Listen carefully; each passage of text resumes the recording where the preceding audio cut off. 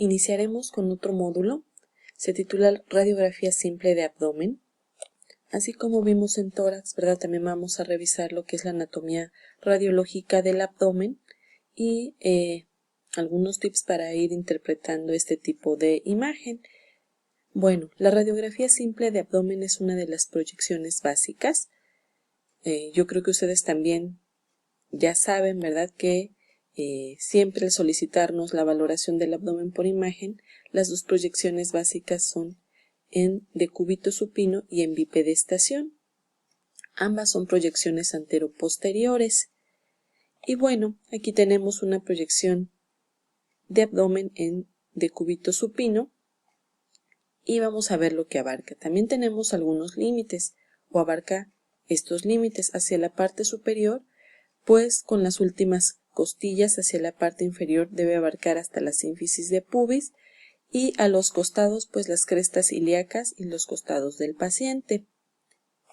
Es importante recordar, ¿verdad?, los diferentes órganos que encontramos en el abdomen, porque bueno, si en la radiografía de tórax es difícil, en el abdomen se complica más. ¿Por qué? Porque hay mucho más estructuras con la misma densidad que se sobreponen, ¿verdad?, todo el contenido abdominal. Entonces va a ser importante ir recordando qué ubicamos en cada segmento del abdomen o en cada cuadrante para imaginarnos de alguna manera que este abdomen no está vacío, ¿verdad?, sino que en cada uno de esos segmentos o cuadrantes existe un órgano importante que si cambia su densidad, su tamaño, su posición, nos pueden dar indicio de alguna enfermedad. La radiografía simple de abdomen es nuestro primer contacto del abdomen por imagen. Recuerden que contamos con otro tipo de métodos de imagen que nos ayuda a complementar mucho mejor nuestro diagnóstico. Por ejemplo, tenemos en primer lugar el ultrasonido o la tomografía o incluso llegar hasta resonancia magnética. Estos métodos deben ser utilizados porque, como les dije anteriormente, en el abdomen se sobreponen muchas estructuras y en la radiografía simple de abdomen, al ser una imagen bidimensional, pues nos pueden dar algún indicio, pero hay que corroborarlo con otro método de imagen. Sobre todo pensando en un abdomen agudo, también en donde el diagnóstico oportuno y el tratamiento precoz pues tiende a modificar, ¿no?, el proceso de la patología. El abdomen para su estudio pues puede dividirse en algunos segmentos, por ejemplo estos que están divididos en 9, recordemos que está el hipocondrio derecho, el epigastrio, el hipocondrio izquierdo, el mesogastrio con flanco derecho, flanco izquierdo y el hipogastrio con fosa ilíaca derecha y fosa ilíaca izquierda. Como en todos los métodos de imagen, recordemos que el paciente lo tenemos en una posición anatómica y que siempre colocamos los métodos de imagen como si viéramos al paciente en esta posición. También podemos ir o dividir más bien el abdomen por cuadrantes y recordar qué estructuras anatómicas forman parte de cada cuadrante. Es importante que ustedes lo repasen. De manera muy sencilla, ¿verdad?, pues recordemos que hacia el cuadrante superior derecho tenemos principalmente el hígado, las vías biliares, la vesícula biliar, conducto cístico, el conducto hepático, el colédoco, la cabeza del páncreas, el duodeno, el antro y el píloro, el ángulo hepático, el colon ascendente, el ilion intermedio, el riñón derecho y la glándula suprarrenal derecha. Aparte del riñón, obviamente está el sistema colector de ese lado, la pelvis y el uretero derechos y la vena cava inferior. El cuadrante superior izquierdo, pues podemos encontrar el vaso, el cuerpo y el fondo gástrico, el cuerpo y cola del páncreas, el colon transverso, el ángulo esplénico, parte de yeyuno, de asas de yeyuno, el riñón izquierdo y su sistema colector, la pelvis y el uretero, la glándula suprarrenal izquierda y la aorta. Hacia el cuadrante inferior derecho tenemos parte del colon ascendente y del ciego, el apéndice cecal, el ilion terminal, el uretero derecho, la unión uretero-vesical, ¿verdad? Y en el cuadrante inferior izquierdo tenemos el colon descendente, el sigmoides, el recto, el parte de asas del ilion, uretero izquierdo, la unión uretero-vesical. Y también pues aquí nos faltarían algunos órganos pélvicos, ¿verdad? En el caso de la mujer, el útero, el ovario correspondiente. En el hombre pues también podemos ubicar la próstata.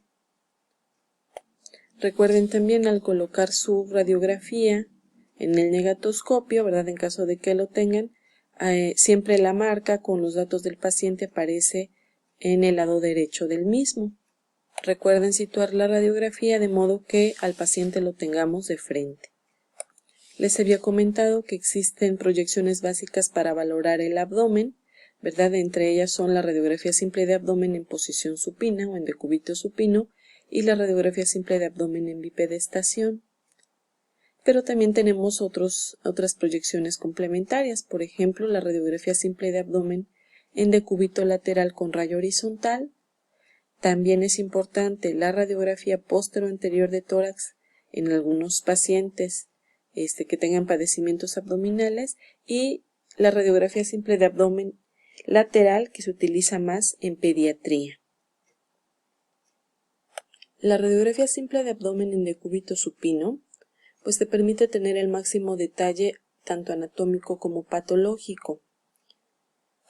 La proyección o la radiografía simple de abdomen en bipedestación te permite valorar los niveles líquidos y te permite valorar mejor la pared intestinal.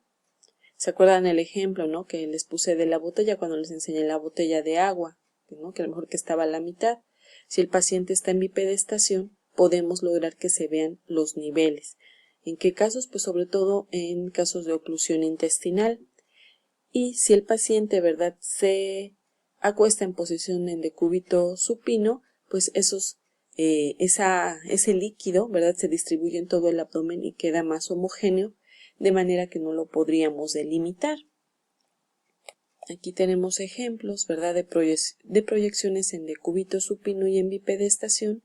En decúbito supino, a grandes rasgos, podemos ver una dilatación importante aquí del colon, ¿verdad? Cuando el paciente se coloca en bipedestación, aquí es donde podemos ver los diferentes niveles. Se les llaman niveles hidro, de líquido, aéreos, ¿verdad? De aire.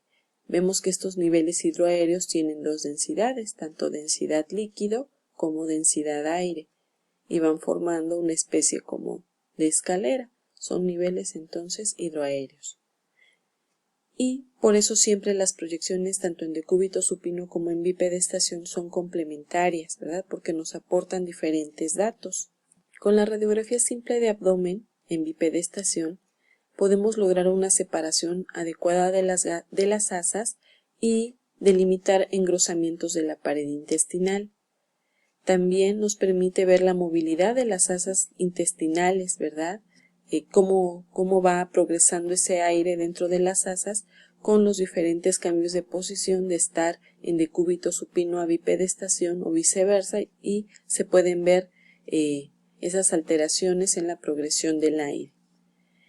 También estar en bipedestación el paciente permite delimitar aire libre bajo el diafragma, que como veremos más adelante es un signo de neumoperitoneo. Tenemos igual otro ejemplo para ver la importancia de correlacionar estas dos proyecciones para la valoración del abdomen. En esta radiografía de abdomen pues vemos parte del estómago o del aire en el estómago y en algunos segmentos del colon, pero más hacia el intestino delgado. En bipedestación ya podemos ver que se identifican diferentes niveles hidroaéreos. Les digo, eso sobre todo asociado con procesos intestinales oclusivos o semioclusivos. La radiografía simple de abdomen en bipedestación también permite delimitar aire, se le llama subdiafragmático o aire por debajo del diafragma, o también muchas veces tomando una proyección posterior-anterior de tórax también podemos delimitar ese aire.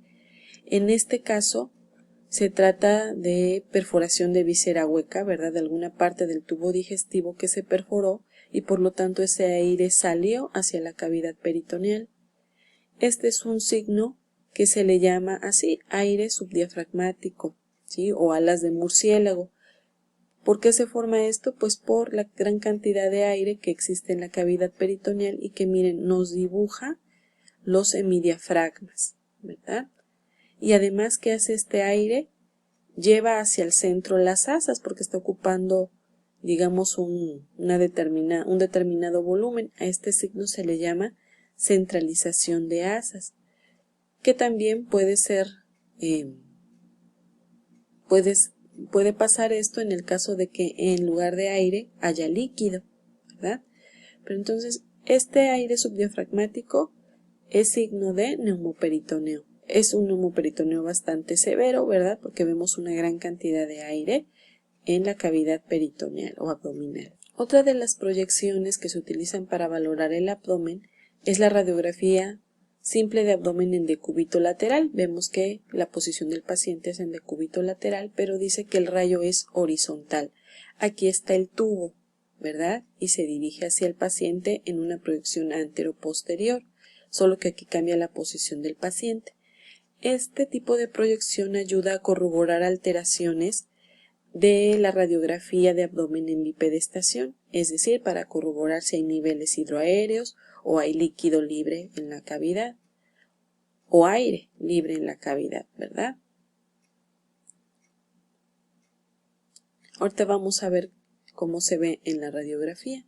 Tenemos ejemplos de radiografía de simple de abdomen en decúbito lateral con rayo horizontal.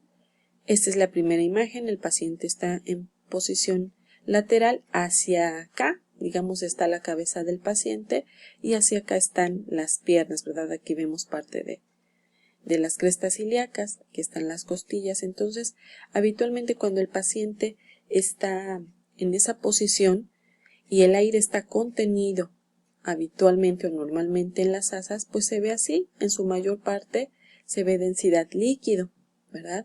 Pero ¿qué pasa cuando hay o queremos demostrar aire fuera del intestino, cuando hay neumoperitoneo? Pues pasa esto. En este caso está al revés, la cabeza del paciente está hacia este lado y los pies del paciente hacia este. ¿Y qué nos llama la atención? Que el aire, ¿verdad? Pues tiende a subir y el líquido a depositarse en la parte más baja. Y entonces aquí estamos viendo otra vez que la cavidad peritoneal está siendo ocupada por una gran cantidad de aire que se encuentra fuera de las asas. Incluso aquí las estamos delimitando, pero es otra forma o es otra proyección de corroborar que exista aire libre, ¿verdad? En cavidad peritoneal. Se puede utilizar tanto en adultos como en niños. Muchas veces una proyección posteroanterior de tórax también puede ayudar en el diagnóstico de patología de abdomen. Por ejemplo, para detectar alguna alteración torácica, ¿verdad? Alguna alteración, una patología abdominal que se va hacia el tórax. Por ejemplo, ¿qué tipo de patologías? Pues hablando sobre todo de hernias hiatales, de hernias diafragmáticas, ¿verdad? Donde el contenido del abdomen se va hacia el tórax. Y también es otra forma de delimitar, ¿verdad?, si existe aire libre subdiafragmático. Si se dan cuenta, en esta proyección posteroanterior de tórax existe una pequeña cantidad de aire debajo del diafragma. Encontrar esto no es normal, ¿verdad? Tenemos sobre todo que correlacionar también con la clínica del paciente. En el ejemplo que les mostré anteriormente, pues era un neumoperitoneo severo. A veces el neumoperitoneo incipiente se puede ver de esta forma, como una semiluna radiolúcida por debajo del diafragma, ¿sí? Pero también hay que hacer diagnóstico diferencial con un síndrome que se le llama síndrome de Chilaiditi, en donde parte de las asas intestinales se interponen entre el diafragma y el hígado. Ojalá pudieran leer acerca de ese síndrome. En el hemidiafragma izquierdo, pues digamos que esto todavía puede ser normal, porque se ve el aire contenido dentro de una asa de intestino. Pero esta imagen, esta pequeña semiluna de de aire subdiafragmático